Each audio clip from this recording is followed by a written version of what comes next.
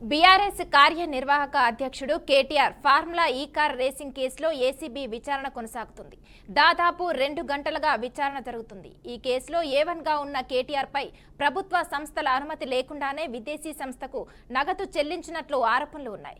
కేటీఆర్ వెంట విచారణకు అడ్వకేట్ రామచందర్రావు హాజరయ్యారు. ఇక కేటీఆర్ ను ACB joint director Rituraj, DSP Majid Khan విచారిస్తున్నారు. Formula E car racing case దర్యాప్తు అధికారికంగా మాజిద్ ఖాన్ ఉన్నారు. ఇక ఈ విచారణకు ముందు కేటీఆర్ సంచలన వ్యాఖ్యలు చేశారు. తనను అరెస్ట్ చేసినా చేయవచ్చు అని అనడంతో ఏసీబీ కార్యాలయం వద్దకు బీఆర్ఎస్ నాయకులు, కార్యకర్తలు భారీగా తరలివచ్చారు. ఈ క్రమంలో అటు బీఆర్ఎస్ భవన్ కు, అటు ఏసీబీ కార్యాలయానికి సమీపంలో ఉన్న నిలోఫర్ కేఫ్ ను పోలీసులు మూసివేశారు. కస్టమర్లను బయటకు పంపించి పలువురిని అదుపులోకి తీసుకున్నారు.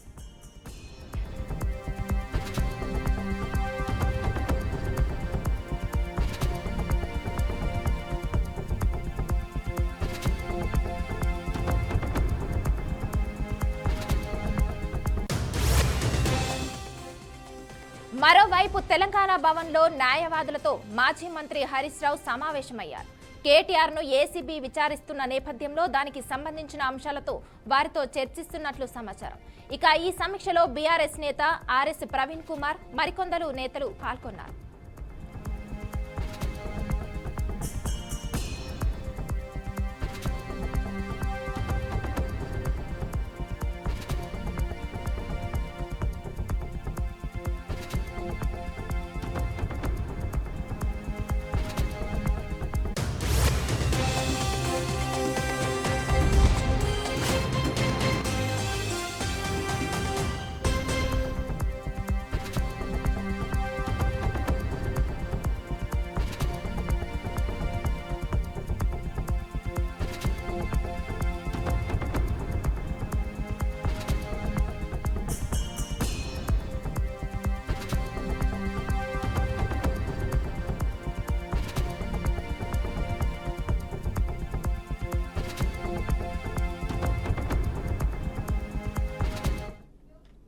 బీఆర్ఎస్ కార్యనిర్వాహక అధ్యక్షుడు KTR formula E car racing కేసులో ఏసీబీ విచారణ కొనసాగిస్తుంది.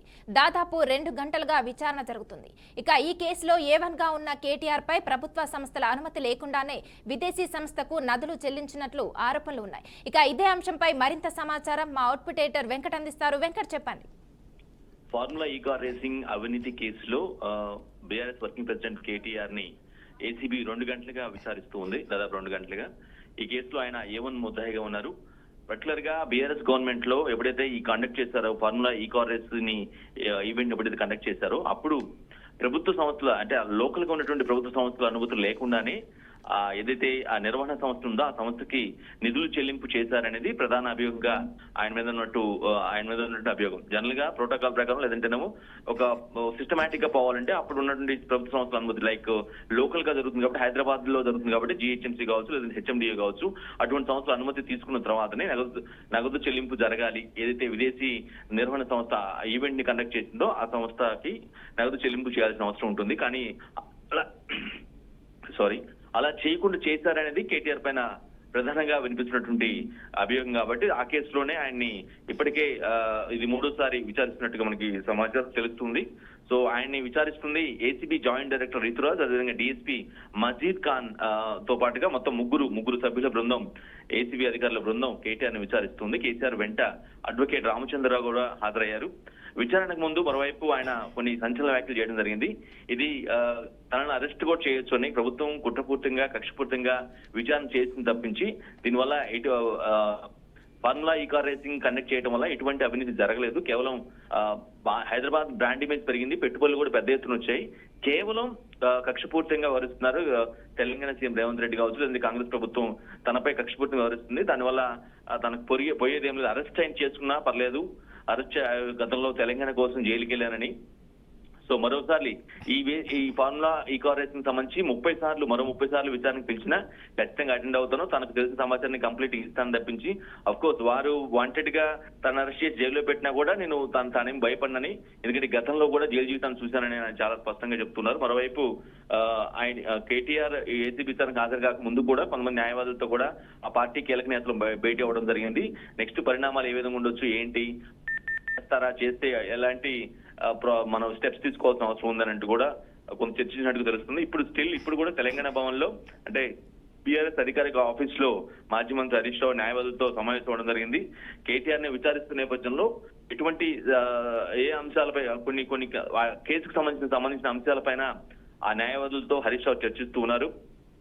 ఎటువంటి ప్రభావం అయినా సరే, ఎటువంటి రియాక్షన్ అయినా తాము తీసుకొని సిద్ధంగా ఉన్నామని, సో తాము ఎటువంటి తప్పు చేయలేదు. ఈ formula E car racing conduct చేసి హైదరాబాద్ బ్రాండ్ ఇమేజ్ పెంచామే తప్ప తాము లబ్ధి పొందింది కానీ, లేదంటే వ్యక్తిగతంగా డబ్బులు తీసుకున్నది కానీ, ఇంకేదన్నా దానివల్ల లబ్ధి చేకూరిన మాట వాస్తవం అవాస్తవం అనేది ఆయన చాలా బలంగా చెప్తున్నారు. బీఆర్ఎస్ శ్రేణులు కూడా అవే విషయం చెప్తున్నారు.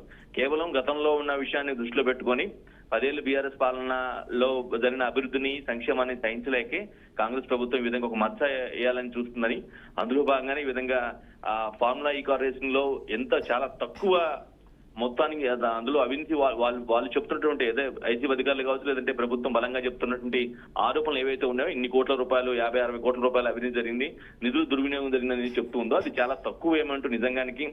అందుకని అంతకంటే పెద్ద ప్రాజెక్టులు డీల్ చేసాం, అందుకంటే పెద్ద ప్రాజెక్టులని తీసుకొచ్చి మేము హైదరాబాద్ కావచ్చు, తెలంగాణని బాగా అభివృద్ధి చేసాం. కేవలం ఏదో ఒక మచ్చ వేయాలనే ఉద్దేశంతోనే అటువంటి పిటి కేసు లాంటి చిన్న కేసుని నిధుల దుర్వినియోగం పేరుతో తనను విచారణకు పిలిపించి ఈ విధంగా చేస్తున్నారు తప్పించి అందులో ఎటువంటి అవినీతి జరిగిందనే వాస్తవం లేదనేది ఫస్ట్ నుంచి కూడా కేటీఆర్ కావచ్చు, లేదంటే బీఆర్ఎస్ కీలక నేతలు కావచ్చు, అందరూ కూడా బలంగా చెప్తున్న పరిస్థితి. సో ఇప్పటికే ముందు ఆయన విచారణకు వెళ్లే ముందే గతంలో విచారణకు వెళ్ళేటప్పుడు కూడా చాలా స్ట్రాంగ్ పాయింట్స్ ఏం మెన్షన్ చేశారంటే, తనను అరెస్ట్ చేస్తున్నా పర్లేదు, తను మాత్రం అటెండ్ అవుతాను, హాజరవుతాను, అన్ని విషయాలు చెప్తాను. సో నేను తాను చాలా స్ట్రాంగ్ గా ఉన్నానని తన వర్షన్ లో చాలా స్ట్రాంగ్ గా ఉన్నానని కేటీఆర్ పదే చెప్తున్నారు. ఈ రోజు కూడా వెళ్లే ముందు కూడా అదే వర్షన్ చెప్పారు కాబట్టి ఆబ్వియస్ గా బీఆర్ఎస్ అయితే చాలా స్ట్రాంగ్ గానే కాన్ఫిడెన్స్ గానే ఉన్నాయి. బట్ ఇన్ కేసు విచారణ ఇంకెన్ని గంటలు జరుగుతుంది, విచారణలో ఎటువంటి ప్రశ్నలు అడుగుతారు అంటే మెయిన్ గా ఏంటంటే విచారణలో మీరు ఎందుకు చెల్లించాల్సి వచ్చింది, ప్రభుత్వ అనుమతులు తీసుకోకుండా ఎందుకు ఏదైతే ఫార్ములా కార్ నిర్వహణ సంస్థ ఏదైతే ఉందో దానికి నిధులు చెల్లించాల్సిన అవసరం ఎందుకు ఏర్పడింది, తద్వారా మీకు ఏమైనా ముడుపులు ముట్టాయా, ఎందుకు ఆ విధంగా చేయాల్సి వచ్చింది అనే అంశం పైన బలంగా ప్రశ్నించే అవకాశం కనిపిస్తుంది. ఇప్పటికీ ఈ కేసులో 2 అరెస్ట్ చేసిన విషయం మనకు తెలిసిందే. వారి దగ్గర నుంచి తీసుకున్న ఇన్ఫర్మేషన్ ని సరిపోల్చుతూ ఈయన పైన కూడా ప్రశ్నల వర్షం కురిపిస్తున్నారు కాబట్టి, సో ఆయన చెప్పే సమాధానాన్ని బట్టి అధికారులు ఎటువంటి నిర్ణయం తీసుకుంటారు, లేదంటే ఇంకేదైనా మరోసారి పిలుస్తారా, ఎన్ని గంటల పాటు విచారిస్తారు అనేది మాత్రం చాలా ఇంట్రెస్టింగ్ ఆస్పెక్ట్ మారింది. బట్ బీఆర్ఎస్ శ్రేణులు మాత్రం అక్కడ పెద్ద ఎత్తున ఏసీబీ ఆఫీసు సమీపంలో పెద్ద ఎత్తున చేరుకోవడంతో కొంత అక్కడ అరెస్ట్ చేయడం కూడా జరిగింది. అంటే అనుమతి లేకుండా మీరు ఇక్కడ రావాల్సిన ఇది విచారణ జరిగే ప్లేస్ గా ప్రాంతాల్లో ఉండాల్సిన అవసరం లేదు, మీకు అనుమతి లేదు అంటూ వారి కొంతమందిని అరెస్ట్ చేయడం కూడా జరిగింది. అవసరమైతే లాఠీ చార్జ్ కూడా చేస్తామని కూడా ఇప్పటికే పోలీసులు ప్రకటించడం జరిగింది. సో ఓవరాల్ గా ఒక పక్క విచారణ జరుగుతుంది, ఆఫీస్ బయటేమో టెన్షన్ వాతావరణం ఉంది, తెలంగాణ భవన్ లోనేమో న్యాయవాదులతో హరీష్ రావు చర్చలు జరుపుతున్నారు. సో ఓవరాల్ గా ఈ ఫార్ములా ఈ కార్ రేస్ విచారణకు సంబంధించి అయితే కొంత ఇంటెన్సిఫైడ్ వాతావరణం ఉందనుకోవచ్చు Manasa. Okay, thank you Venkat.